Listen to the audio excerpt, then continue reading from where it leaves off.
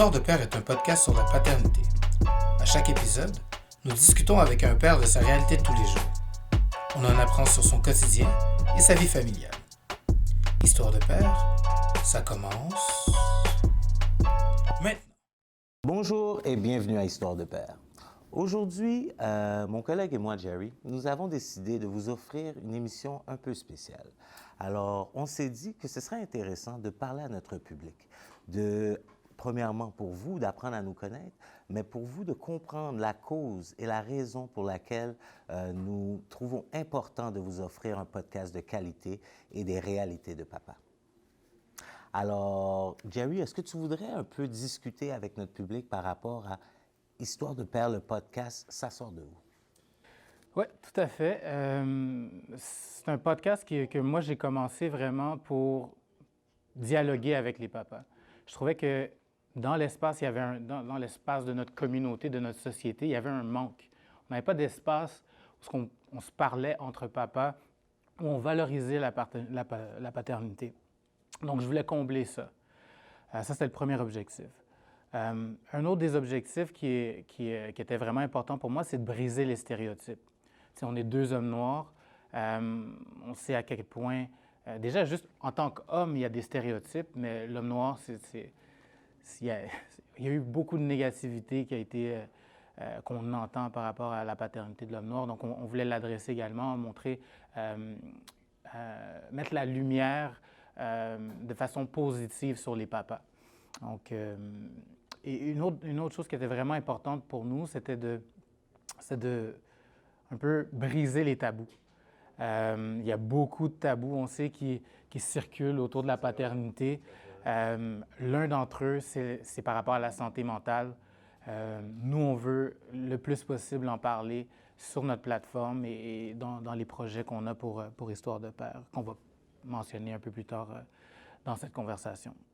Donc, c'est pas mal, ça fait pas mal le tour de ce que je voulais accomplir à la base quand j'ai parti Histoire de père, mais ça s'est évolué et ça s'est développé quand Mardoché a décidé d'embarquer dans l'aventure avec moi. Alors, c'est sûr que lorsque j'ai décidé d'embarquer dans l'aventure, comme Jerry vient de le mentionner, ce qui va m'emmener un peu à vous parler un peu de moi-même, ma réalité, un peu mon parcours.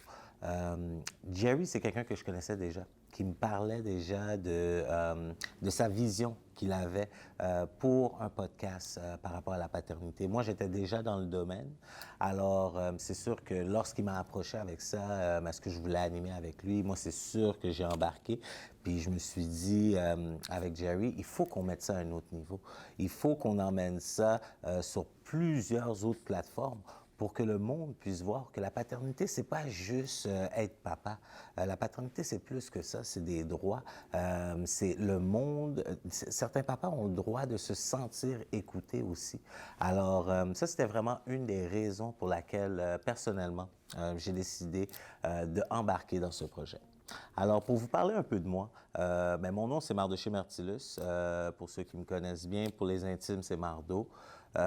Alors, moi, j'ai commencé mon parcours, si on peut parler de parcours professionnel, vraiment avec la jeunesse. Alors, mais étant plus jeune, on s'entend, on a toutes fait des petites conneries dans notre vie, mais moi, j'étais un enfant qui donnait quand même beaucoup de troubles, on peut dire, à ma mère.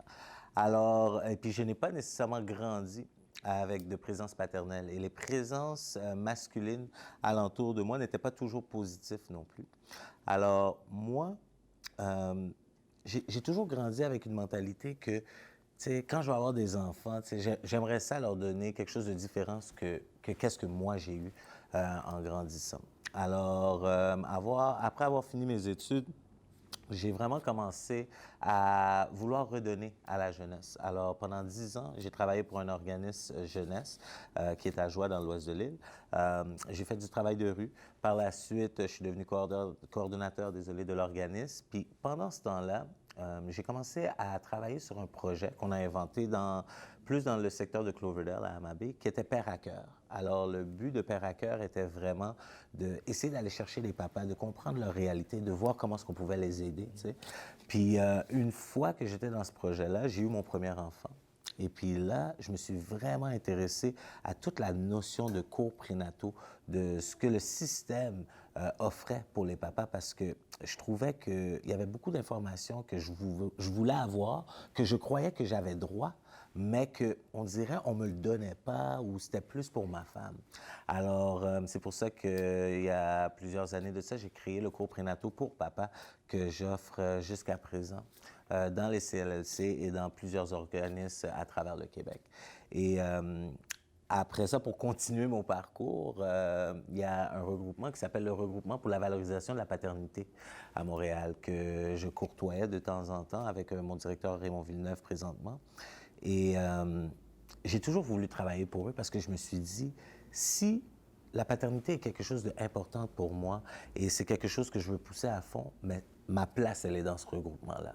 Alors, en 2019, j'ai eu l'opportunité d'appliquer et présentement, je suis formateur et agent de liaison pour la province du Québec pour le programme PAPA, qui est le programme d'adaptation des pratiques aux réalités paternelles.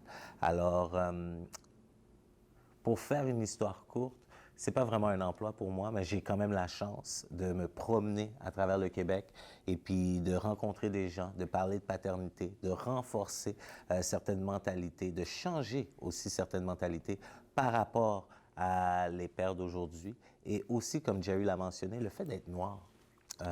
Et puis de faire ce job-là, on essaye aussi de briser certains stéréotypes. Tu sais, on entend souvent les pères noirs prennent pas soin de leurs enfants, ils aiment pas leurs enfants ou quoi que ce soit, mais c'est tellement pas vrai. Alors moi, pour moi, c'est pas juste d'offrir de la formation, mais c'est d'essayer d'aller briser certains tabous dans notre société par rapport à des pères immigrants ou des hommes de différentes communautés culturelles. Alors, encore une fois, c'est une petite parenthèse dans mon parcours, mais c'est ce qui m'amène aujourd'hui à vouloir donner. Alors, quand Jerry m'a approché, bien sûr, pour faire partie de cette aventure, j'ai accepté sans hésitation parce que, comme j'ai dit, c'est pas un travail pour moi, c'est plus une mission de vie, la paternité. Et je pense que c'est contagieux. Alors, c'est ça. Pour faire un peu le tour sur moi, c'était ça. Good. Écoute, t'as comme un parfois, on s'en parle beaucoup quand on discute ensemble, depuis qu'on a décidé de travailler ensemble sur ce projet-là, puis on va parler un peu de l'entreprise qu'on développe ensemble. Mais c'est ça, on a beaucoup de similitudes, mais on a énormément de différences, ce qui fait que notre association est excellente pour moi. We feed off of each other, puis ça se voit, je pense, à la caméra, les feedbacks qu'on reçoit aussi, c'est dans ce sens-là aussi. Donc, si je peux parler un peu de moi, donc Gérard-Marie Dorville, je ne le dis pas beaucoup, mais c'est mon vrai nom. Jerry pour les intimes. En fait, comment ça a commencé, Jerry, là, pour les gens qui se posent la question, c'est que, en fait, moi, j'ai un background en cinéma-télévision. J'ai étudié à l'École du show business et j'ai complété un AEC à l'École du show business. Donc, c'est un programme de gestion de plateau cinéma-télévision. Par la suite, on avait lancé une compagnie de production, mais comme on sait dans le milieu, on n'est pas tous comme House of Anubis, qui persévère et qui essaie de briser ces barrières-là qui sont dans le monde du cinéma-télévision au Québec. Donc, moi, je me suis dirigé à ce moment-là pour avoir un peu plus de stabilité financière dans le domaine bancaire. Donc, j'ai fait 10 ans à la Banque TD, une très belle carrière là-bas où j'ai beaucoup appris. Il y a encore des gens que je côtoie aujourd'hui, dont un de nos commanditaires, qui est Gaetano, vient de ces années-là à la TD. Donc, j'ai gardé beaucoup de beaux souvenirs de ces années-là. L'autre chose qui fait que, de laquelle je voulais parler, pourquoi c'est important pour moi, tout le sujet de la paternité, c'est que moi aussi, j'ai pas eu l'opportunité d'avoir mon père biologique avec moi pendant que je grandissais, dans le fond. Fait que pour moi, c'est ça. Moi aussi, je me suis toujours dit, quand j'étais petit, que quand j'allais avoir des enfants, que ça allait être important pour moi d'être là pour eux. Donc moi, j'ai un fils de 10 ans qui s'appelle Nathan. Je l'ai en garde partagée. Donc c'est une réalité encore là que Mardo n'a pas, que Mardoché n'a pas. Donc qui emmène une autre vision à notre show. Mais on parlait plutôt du tabou de la santé mentale, mais moi, en fait, la raison pour laquelle j'ai pas pu bénéficier de la présence de mon père biologique quand j'étais jeune, c'est justement à cause des tabous qui sont liés à la santé mentale. Donc, mon père était affligé d'une condition en santé mentale, mais étant donné tous les tabous qui aveuglaient un peu les gens de son entourage à ce moment-là, bien, ça n'a jamais pu être traité, puis ça a fait que ça a dégénéré et que j'ai pas pu avoir mon père dans ma vie quand j'en avais besoin, quand j'en aurais eu besoin. Moi, à mon âge maintenant, je suis également aux prises avec des troubles de santé mentale, dont la bipolarité. Donc, c'est vraiment important pour moi d'en parler. C'est vraiment important qu'on soit ouvert avec ça et qu'on donne ce forum-là aux pères ou aux hommes qui veulent en parler parce que c'est encore très tabou, même en 2021, même avec Belle pour la cause, même avec ces initiatives-là, c'est encore très tabou chez les hommes de parler de notre santé mentale. Puis je rajouterais, dans ce que tu dis, surtout dans les communautés culturelles. Exactement. Tu sais, la santé mentale est tellement vue comme une maladie. Certaines personnes, tu sais, se font renier de leur famille quand ils sont diagnostiqués ou quoi que ce soit. Alors, je trouve ça important qu'on emmène ce sujet-là puis qu'on soit ouvert d'en parler définitivement. Fait que, donc, si vous posez la question, là, pourquoi moi, personnellement, sur mes réseaux sociaux, par exemple sur Instagram, je fais beaucoup la promotion de mon parcours à travers ma maladie, bien, c'est pour cette raison-là. C'est parce que ça a comme détruit la vie de mon père un peu en tant que tel, mais c'est ça, je pense que ça résume un peu ce que je voulais dire par rapport à ça. Je sais pas si est-ce que tu voulais rajouter quelque chose par rapport à ta paternité? Bien, c'est sûr par rapport à ma paternité, comme Jerry l'a mentionné, ce que j'ai pas mentionné, c'est que ben, moi, je suis toujours en couple avec ma femme. Ça fait plusieurs années que nous sommes ensemble. J'ai 2 enfants pour l'instant. Alors, un garçon de 9 ans, une fille de 6 ans. Et la raison pour laquelle j'ai dit pour l'instant, c'est ma femme est enceinte présentement et on est en attente de notre deuxième fille pour le mois de mars. Alors, je vais être père de 3 enfants. Aïe, aïe, aïe. Alors, ben, c'est un challenge que je pense qu'on est prêt à relever. Puis les enfants, pour nous, en tout cas, dans mon couple, à nous, c'est vraiment un blessing, comme on dit. C'est Dieu qui donne. Alors, on est juste content par rapport là-dessus. So, c'est ce que je rajouterais. Nice. Fait que là, le prochain sujet qu'on voulait aborder avec vous, c'est que oui, on fait un podcast, mais c'est pas une finalité, le podcast. Et je pense qu'on aime la paternité assez pour développer une entreprise. Et c'est ce qu'on a décidé de faire. Donc, en fin décembre, on a enregistré notre compagnie Histoire de Père. Et ce qu'on va vouloir faire avec cette entreprise-là, c'est bien entendu valoriser le rôle du père au sein de notre société. Comment on va le faire? Un des véhicules qu'on a puis qu'on utilise depuis septembre 2019, depuis que ça existe, le podcast, c'est le podcast. L'autre chose qu'on veut faire, c'est donner des ateliers. On a la possibilité d'avoir un expert en paternité dans notre équipe qui travaille pour le regroupement de la valorisation de la paternité, qui a développé un cours prénatal pour les papas. Donc, on va l'offrir à l'intérieur de cette entreprise-là, mais on veut également développer d'autres ateliers qui vont pouvoir apporter une valeur ajoutée aux pères qui vont suivre ces formations-là, ou ces ateliers-là. Puis, on s'entend, si je peux me permettre de rajouter, lorsqu'on parle d'ateliers, ça ne va pas être nécessairement, désolé, juste des ateliers en lien avec la paternité. On veut utiliser notre entreprise et nos plateformes qu'on a pour recevoir les questions des gens, pour recevoir ce que le monde aimerait entendre. Peut-être que des papas ou des nouveaux papas aimeraient ça, recevoir peut-être des ateliers par rapport à la nutrition. Alors, on pourrait avoir des nutritionnistes qui se présentent et puis qui offrent des workshops à ces pères-là. Alors, c'est le genre d'atelier, selon les besoins et selon ce que la communauté nous dit aussi, que nous comptons offrir. définitivement. Oui, exactement. Vous allez nous entendre le dire souvent, c'est votre plateforme. On fait ça pour cette communauté de papas qu'on veut. C'est pas juste des papas, en fait. On parle souvent de papa, mais nous, on est beaucoup dans une optique de coparentalité. Puis, donc, comment on approche les choses, c'est comme ça. Mais bien entendu, on veut valoriser la place du papa également dans tout ça. D'autres véhicules qu'on veut utiliser, c'est des conférences. Donc, plusieurs panélistes qui vont pouvoir se présenter, que ce soit dans notre ère du Zoom avec la COVID ou qu'on va être en présentiel, mais pouvoir faire des conférences avec plusieurs conférenciers qui vont venir s'adresser à l'auditoire.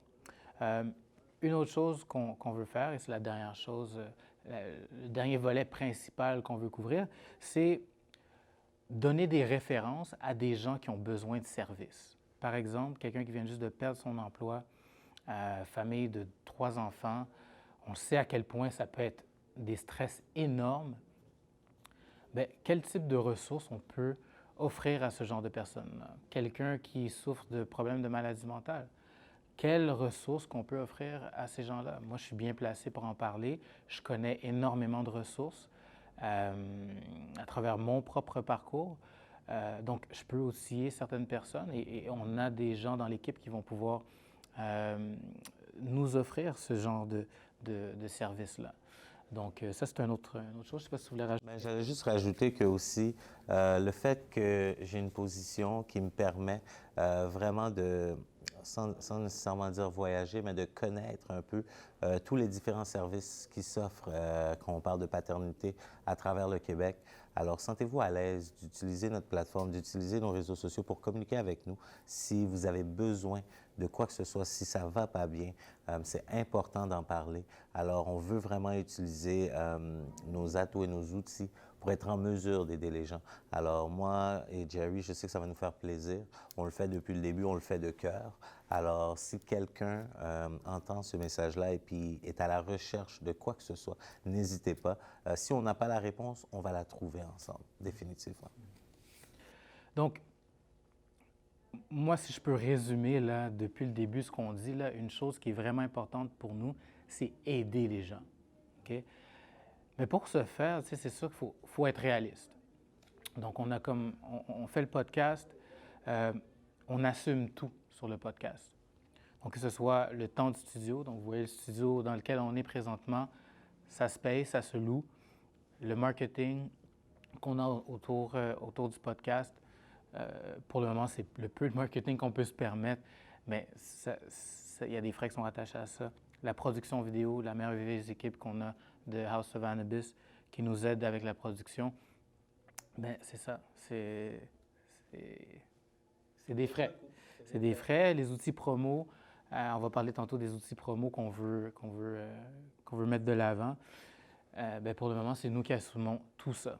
Ceci étant dit, pour être... Bien, ceci étant dit, premièrement, on voudrait vous dire, tu sais, si vous-même ou si vous connaissez quelqu'un qui aurait une entreprise, qui voudrait s'associer à une cause comme Histoire de Père, qui voudrait être en mesure de redonner à son prochain, sentez-vous à l'aise de nous contacter.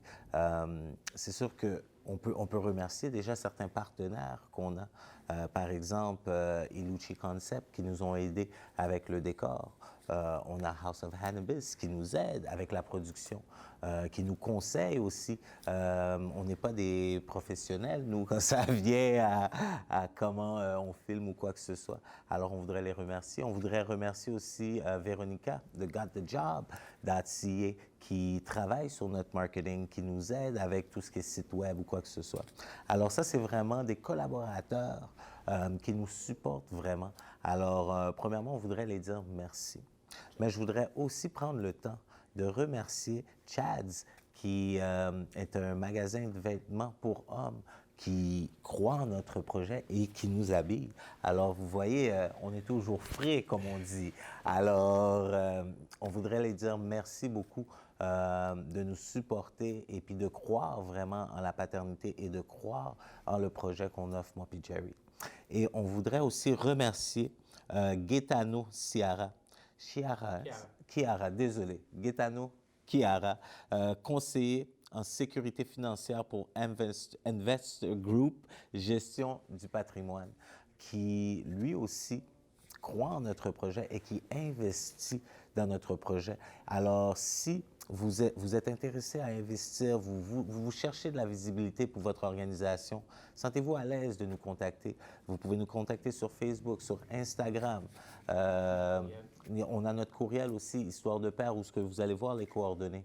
Alors, sentez-vous à l'aise. Alors, on voulait juste dire merci à tous nos collaborateurs, mais comme Jerry l'a mentionné, pour faire un show comme ça, on a une belle intention, définitivement, puis on veut continuer de le faire. Mais on ne peut pas continuer à défrayer ces coûts-là sans l'aide de notre public et sans l'aide de vous qui nous écoutez. Alors, on vous remercie d'avance. Exactement. Puis, si vous vous posez des questions, par rapport à un peu comment ça fonctionne, nous, là, ce qu'on cherche, c'est des partenariats gagnant-gagnant. On ne va pas vous offrir quelque chose qui ne fera pas de sens pour votre entreprise. Il faut que ça fasse du sens pour vous, pour que ça fasse du sens pour nous également. Donc, c'est quelque chose qui est vraiment important pour nous par rapport à ce volet-là. Je voulais juste rajouter ça. En tout dernier lieu, il y a quelque chose que je voulais mentionner. On parle d'aide, on parle d'aider notre plateforme. Une autre manière que vous pouvez nous aider, ça va être par l'achat de produits, d'articles promotionnels. Donc, vous voyez ces belles tasses qu'on a.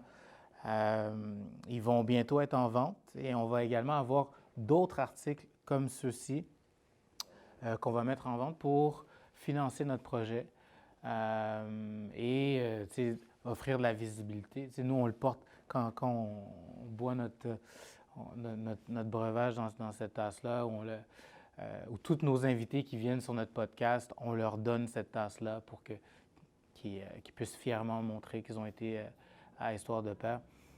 Donc, de la même manière, ceux qui écoutent, qui sont fiers de cette plateforme-là, vous allez pouvoir vous afficher avec ces articles promotionnels-là. Une autre chose qu'on va... Si tu me permets, Jerry, je voudrais rajouter qu'en même temps, c'est un appel à tous qu'on fait. Si vous avez une compagnie, si vous connaissez quelqu'un qui a une compagnie qui pourrait nous avoir des tasses avec notre logo, des chandails avec notre logo pour des coûts quand même assez raisonnables, n'hésitez pas à rentrer en contact avec nous. Ça peut être ça, votre cotisation, désolé. Alors, n'hésitez pas à rentrer en contact avec nous et de nous aider à être en mesure d'offrir ça à notre public. Oui, tout à fait. Tout à fait. C'est comme quand je parlais de win-win, mais de la visibilité de votre entreprise avec la marque Histoire de Père, bien ça peut être cette manière-là, de vous faire connaître en vous affichant avec nous. Et donc, l'autre chose que je voulais parler par rapport à ça, c'est les dons. Donc, on va commencer un programme de dons. Donc, vous allez pouvoir contribuer le montant que vous voulez, que ce soit 5 $. Je ne sais pas ça va être quoi le minimum, là, mais je ne pense pas qu'il va vraiment avoir de minimum, là. Moi, je ne veux pas de minimum nécessairement, là. Ça pourrait être 1 $. C'est 1 $ de 1000 personnes, c'est 1000 $. Là, on s'entend là-dessus. Fait que c'est ça. Restez à l'affût. On va avec cette conversation-là, qu'on va poster ça sur les réseaux, vous allez pouvoir avoir le lien où faire vos dons. Définitivement. Puis, je ne sais pas vraiment si on avait d'autres choses vraiment qu'on voulait rajouter, mais on voulait vraiment prendre le temps, comme j'ai mentionné au début de cette émission-là, de vous parler, de vous partager un peu qui qu'on est, pourquoi est-ce qu'on fait ça, pourquoi est-ce qu'on s'investit autant dans un podcast. Il y a beaucoup de monde qui se dirait, bon, est-ce qu'ils font ça pour l'argent? Est-ce qu'ils font ça pour le fame? Pas du tout. C'est vraiment que les pères, premièrement, on est des pères. Puis la cause des pères au Québec, c'est important pour nous. C'est un sujet qui est tellement important, puis en même temps tabou, mais qui commence à faire surface, mais qu'on pense qu'il est important d'inclure certains papas dans les discussions. Alors, c'est pour ça que dans notre podcast, on trouve ça important aussi de ne pas juste emmener peut-être des célébrités ou quoi que ce soit, mais n'importe quel papa qui aurait une histoire à partager pour que la majorité du monde qui puisse écouter puisse se sentir inclus et puis puisse se sentir que, ah, mais son histoire peut-être ressemble à mon histoire. Alors, nous vous invitons aussi, si vous connaissez des papas, si vous êtes papa vous-même, et vous avez une belle histoire ou vous avez une histoire que vous voudriez partager, sentez-vous à l'aise de communiquer avec nous pour venir avoir une place sur le podcast. Parce que comme Jerry l'a mentionné, c'est pas notre podcast, c'est votre podcast et puis c'est à tous. Puis quand on parle de diversité, là, n'importe quel type de diversité, on parle même d'orientation sexuelle. Là, tu sais, nous, on est ouvert à n'importe quel type de diversité, que tu sois hétéro, homosexuel, peu importe. C'est quelque chose qui est vraiment important pour nous. Le seul critère qu'on demande, c'est d'être papa. Exactement.